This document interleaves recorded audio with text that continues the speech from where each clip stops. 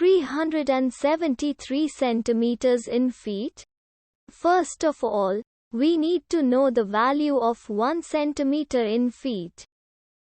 It's always 1 centimeter equals 0.03280839895 feet.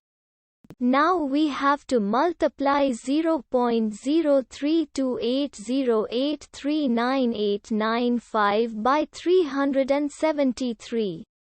Therefore, 373 centimeters times 0.03280839895 feet equals 12.23753280835 feet.